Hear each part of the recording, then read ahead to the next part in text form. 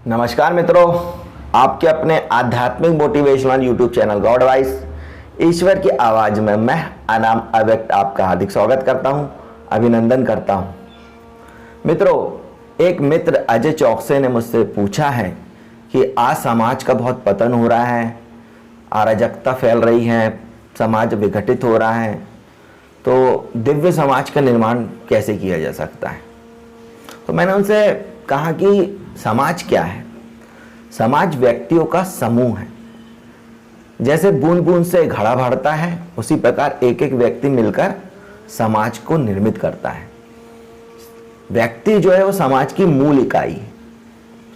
समाज और व्यक्ति एक दूसरे पर अन्योन्याश्रित है, एक दूसरे पर निर्भर है, एक दूसरे पर डिपेंड है, एक दूसरे के पूरक है। अगर व्यक्ति दिव्य होगा तो वह दिव्य समाज का निर्माण करेगा और दिव्य समाज में और अधिक दिव्य व्यक्ति पैदा होंगे। तो समाज जो है वो व्यक्तियों का समुच्चय है, व्यक्तियों का समूह है। इसलिए हमें व्यक्ति पर कार्य करना है तो हमारा समाज खुद ब खुद अच्छा हो जाएगा। और जैसे समाज अच्छा होता है, दिव्य होता है, वो और दिव्य व्यक्तियों को पैदा करता है। तो भारतीय संस्कृति में, सनातन संस्कृति में, सनातन धर्म में आध्यात्मिक समाज की, दिव्य समाज की नींव रखी गई थी। ऐसा कोई समाज नहीं था जिसमें कोई आध्यात्मिक व्यक्ति ना रहा हो। ऐसा कोई समाज नहीं है जिसका कोई कुल गुरु ना हो, कुल देवता ना हो, कुल देवी ना हो। हर समाज का कोई ना कोई आध्यात्मिक गुरु है, कोई कुल गुरु है, कुल देवी है, कुल देवता है। सनातन धर्म में, सनातन संस्कृति में दिव्य समाज का निर्माण किया गया था। उसे आध्यात्मिकता से ओतप्रोत किया गया था, आध्यात्मिकता से सींचा गया था। उसका जो बेस है, उसका जो आधार है, मूल आधार जो है वो आध्यात्मिकता थी। इसलिए आप देखेंगे हर समाज में कुछ न कुछ परंपराएं हैं। जैसे आध्यात्मिकता आपके भीतर बढ़े, जैसे महाराष्ट्रियन समाजों में गुड़ी पाड़वा मनाया जाता है या महालक्ष्मी बैठा ली जाती है। महालक्ष्मी में पूरा परिवार, पूरा कुल इकट्ठा हो जाता था। एक आध्यात्मिकता को उन्होंने डाला। इसी प्रकार कई समाज में घट स्थापित की जाती है, जवारे बैठाले जाते हैं, जवारे फिर विसर्जित किए जाते हैं।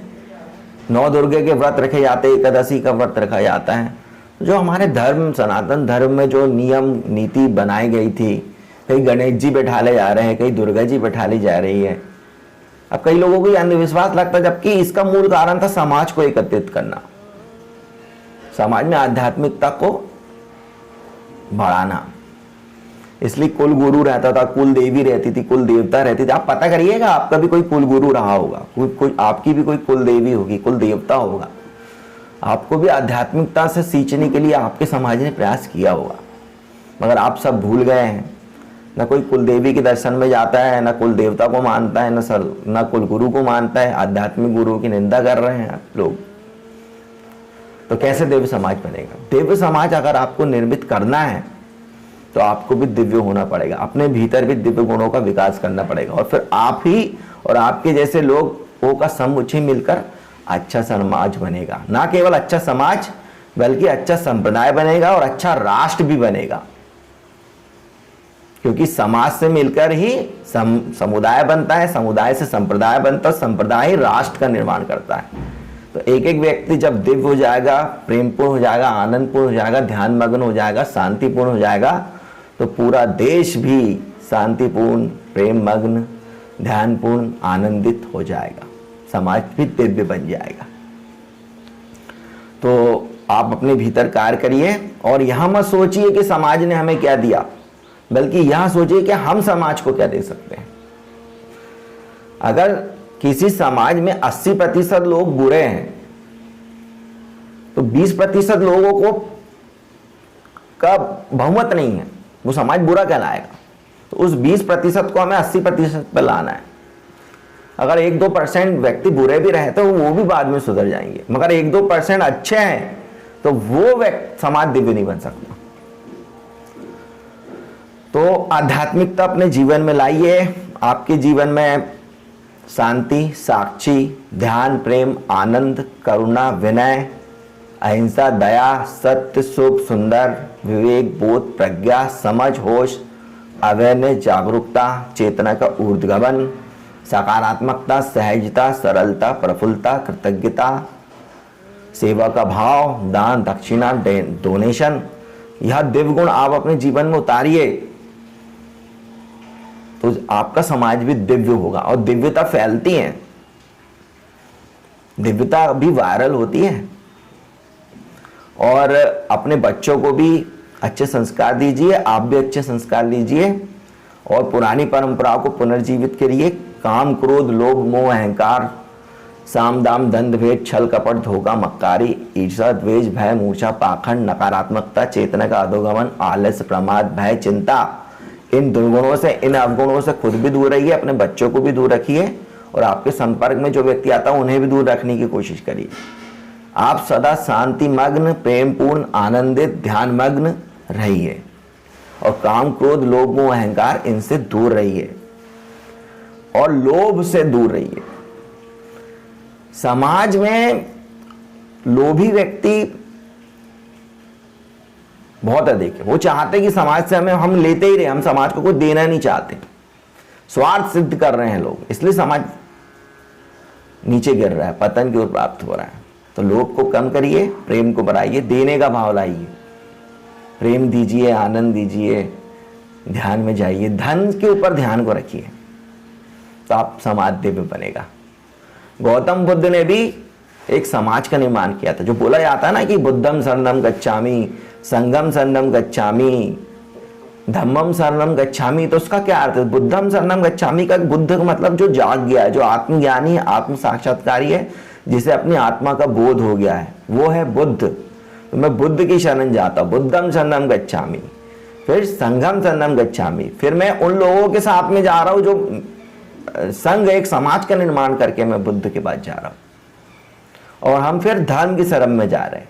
तो बुद्धम शरणम गच्छामि मतलब हम जागे हुए व्यक्ति आत्मज्ञानी की शरण में जा रहे हैं और मेरे जैसे कई लोग जा रहे हैं, तो ये एक संघ का निर्माण होता है। संघ की शरण में जा रहा हूँ, जो जा चुके हैं, जो अभी जा रहे हैं, उनका एक संघ है जो आत्मज्ञानी को मानता है, वो संघी समाज है। और धम्मम शरणम गच्छामि मतलब कि हम सब फिर धर्म की शरण में जा रहे हैं, मतलब वो समाज दिव्य बन गया।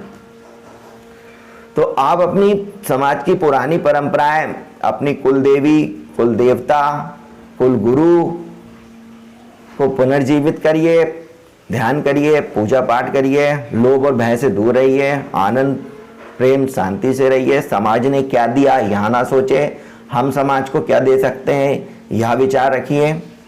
और अगर कोई आपके साथ में बुरा घटना घटती भी है तो आप उसे इग्नोर करिए, अच्छे पे ध्यान दीजिए। और समाज में जो लड़के लड़की अगर कोई बिगड़ रहा है तो उसे निंदा ना करिए, उसे समाज से बाहर मत करिए, बल्कि उसे प्रेम पूर्वक समाज के भीतर लाने की कोशिश करिए।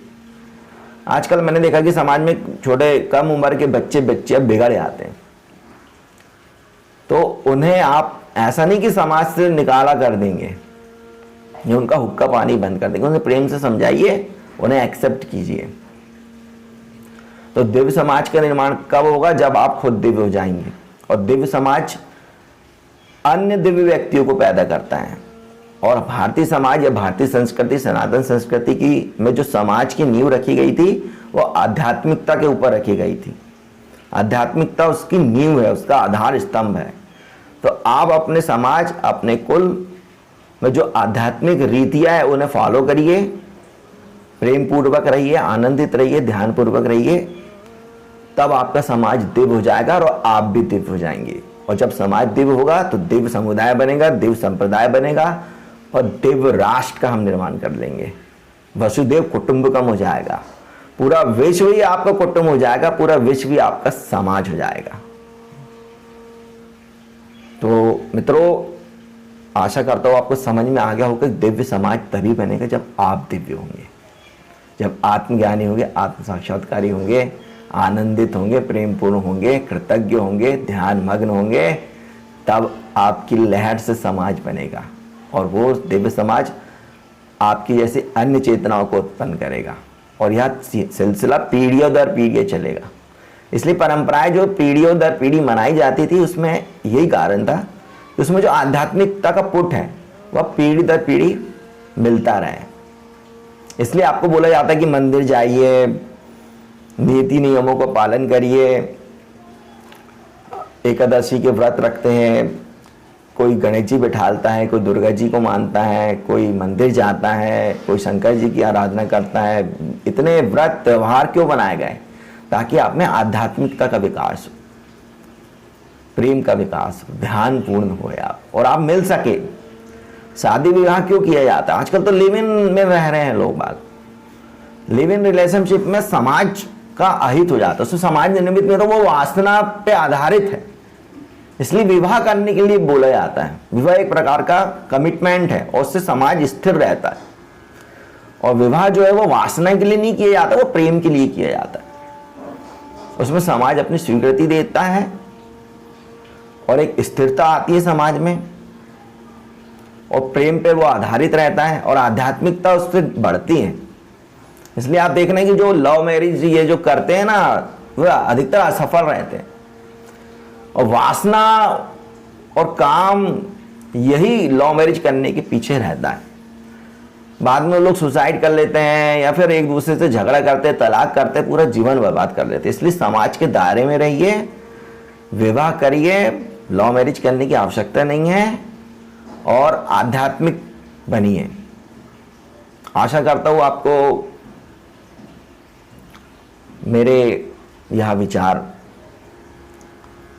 आत्मसात करने लायक लगे होंगे। आप भी दिव्य बने, आप भी अपने भीतर परमात्मा को जान लें, आप भी आनंदित, प्रेम मग्न, प्रफुल्लित हो जाए, ऐसी मैं आशा करता हूँ। इस चैनल को लाइक, शेयर और सब्सक्राइब करिएगा।